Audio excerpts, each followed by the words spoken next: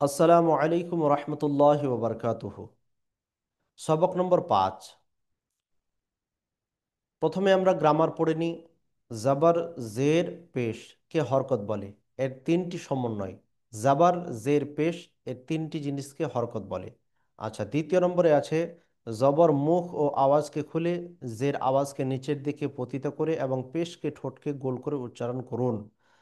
কিভাবে উচ্চারণ করতে হবে আমরা আপনাদেরকে বলে দিব, আপনাদের বুঝতে আরো সুবিধা হবে।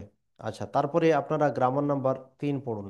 আলিফ এর ওপর কোনো হরকত বা সাকিন আসলে সেটাকে হামজা হিসেবে পড়ুন। আপনাদেরকে আগেই বলা হয়েছে যে আলিফের ওপর জাবার জের পেশ আসলে হামজাই পড়তে হবে সেটাকে। আচ্ছা, তারপরে 4 নম্বরে চলে আসুন। রা এর ওপর জবর বা পেশ হলে রা কে পোর তথা মোটা এবং রা এর নিচে জের হলে সেটাকে বারিক তথা চিকন করে পাঠ করুন। কিভাবে পাঠ করতে হবে আপনাদেরকে পাঠ করলেই কিন্তু আপনারা ঠিকঠাক বুঝতে পারবেন। রায়ের উপরে জাবার এবং পেশ যদি হয় সেটাকে মোটা তথা পোর, মোটা করে পড়াকে গ্রামার অনুযায়ী পোর বলা হয় সেটাকে, হ্যাঁ। এবং পাতলা করে পড়াকে ওটাকে বারিক বলে। তো রায়ের উপর জাবার জাবার পেশ যদি থাকে তাহলে মোটা পড়তে হবে, এবং যদি জের থাকে তাহলে সেটাকে পাতলা করে পড়তে হবে তথা বারিক করে পড়তে হবে। আচ্ছা, আপনাদেরকে আমি পড়াগুলো পড়িয়ে দিচ্ছি, দেখুন। গ্রামার অনুযায়ী আলিফের উপরে জাবার জের পেশ যদি থাকে তাহলে সেটাকে আহ, আপনার হামজা পড়তে হবে। তাহলে আমরা এটাকে হামজা পড়ে নিব। হামজা জাবার আ, হামজা জের ই, হামজা পেশ উ। জাবার কে মুখটাকে খুলে আওয়াজকে খুলে পড়তে হবে।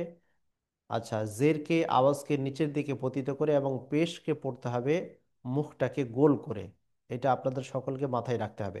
এবং কোন হরফটি কত আলিফ বরাবর টেনে পড়তে হবে সেটা আপনাদের সকলকে মাথায় রেখে তারপরে পড়তে হবে।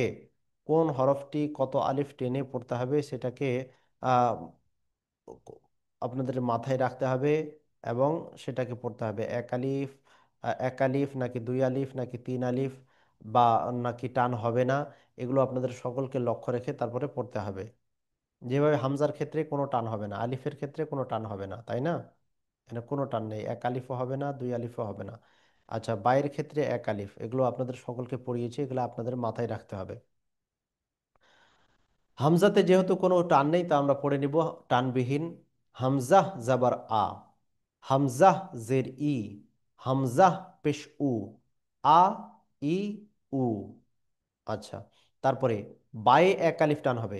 বা জাবার বা, বা জের বি, বা পেশ বু, বা বি বু, বু।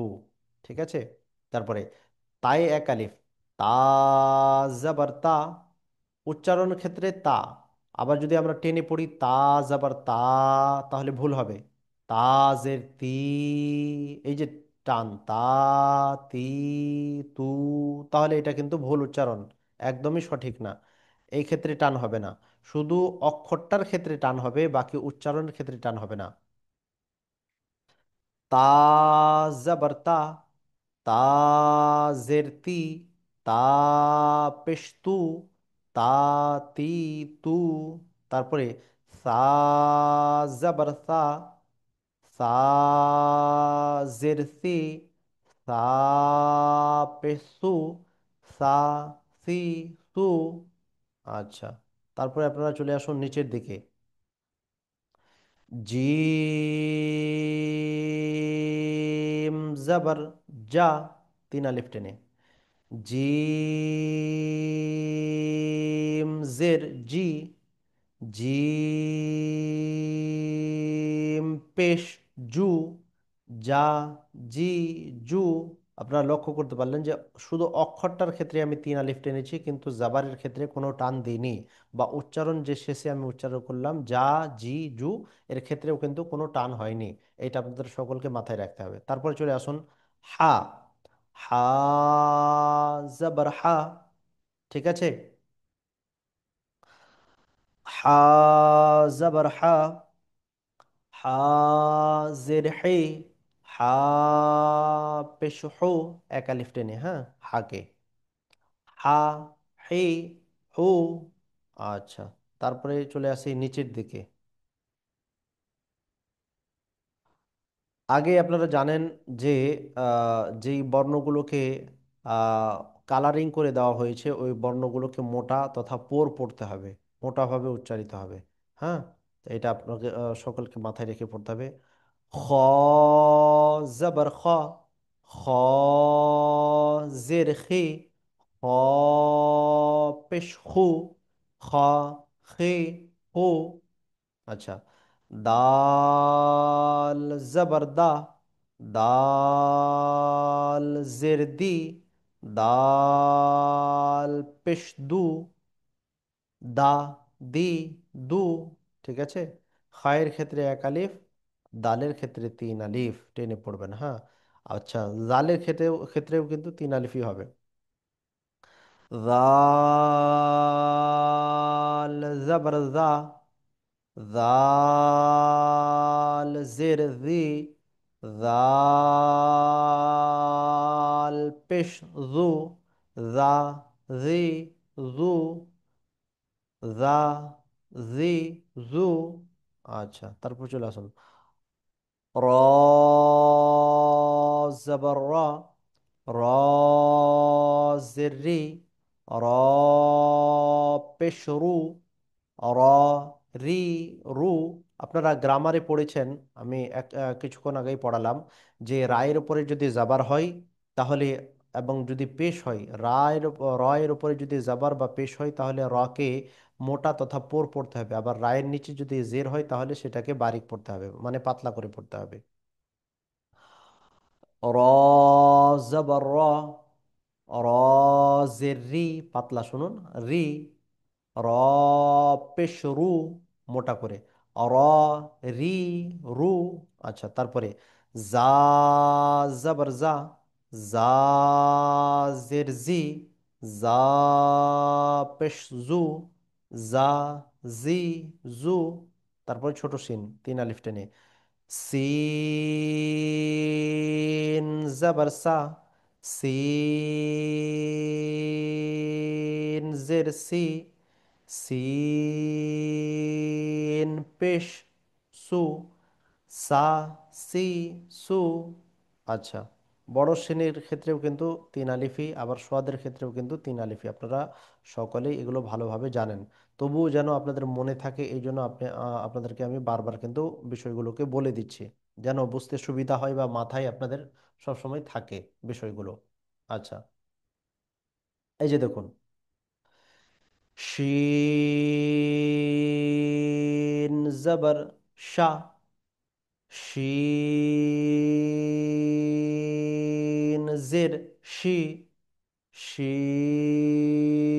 শিন পেশ সু, সা, শি, সু।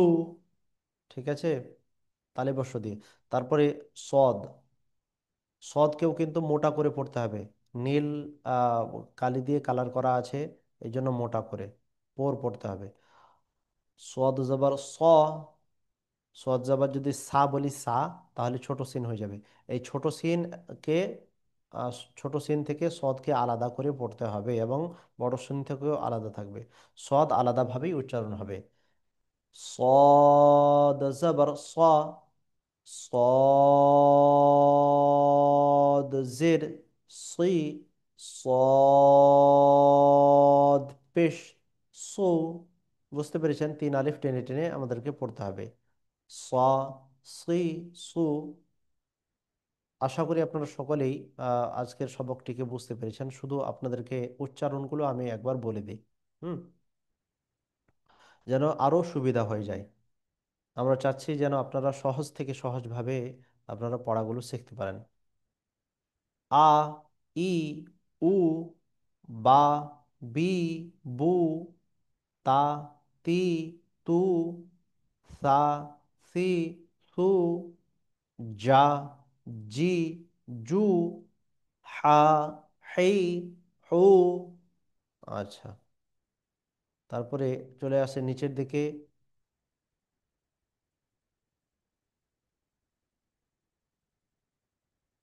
আহ, আচ্ছা, ঠিক আছে, দেখুন। খ, খে, খু, দা, দি, দু, দা, দি, দু, র, রি, রু,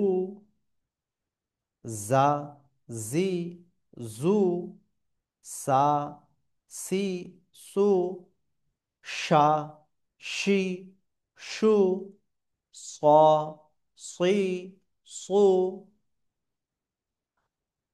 এই উচ্চারণগুলো আপনাদের সকলকে মুখস্থ করে নিতে হবে। আলিফের ওপর জাবার হলে উচ্চারণটা কি হবে, হামজার ওপরে জাবার হলে উচ্চারণটা কি হবে, হামজার নিচে জের হলে উচ্চারণটা কি হবে, হামজার ওপরে পেশ হলে উচ্চারণটা কি হবে, জিমের ওপর পেশ হলে উচ্চারণ কি হবে, জিমের নিচে পেশ হলে উচ্চারণ কি হবে, জিমের ওপরে জাবার হলে কি হবে উচ্চারণ। এই উচ্চারণগুলো অবশ্যই আপনাদেরকে মাথায় আপনাদের বসিয়ে নিতে হবে বা মুখস্থ করে নিতে হবে। আমরা আজকে সদ পর্যন্তই পড়লাম।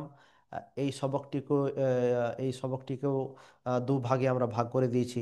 কেননা অনেক আছে যারা কোনোদিন আলিফ বাও পড়েনি, তারাও কিন্তু আমাদের সাথে পড়ছে। তাদের যেন বুঝতে বা পড়তে কোনো রকমের কোনো অসুবিধা না হয়, সকলকে আমাদেরকে একসাথে নিয়ে চলতে হবে ইনশাআল্লাহ তাআলা। তবে কিন্তু আমরা রমজানের আগে আগে একসাথে কোরআনে কারীম শুদ্ধভাবে তেলাওয়াত করতে পারবো। আশা করি আপনাদের সকলকে ভালো লেগেছে সবকটি। আপনারা সকলেই ভালো থাকুন, সুস্থ থাকুন। বিশেষ করে আপনাদেরকে আমি একটি কথা প্রতিদিনই বলি, যে কেউ যদি কোরআনে কারীম শুদ্ধভাবে শিখতে চায়, এই ভিডিওগুলো তাদের কাছে আপনারা শেয়ার করে দিতে পারেন।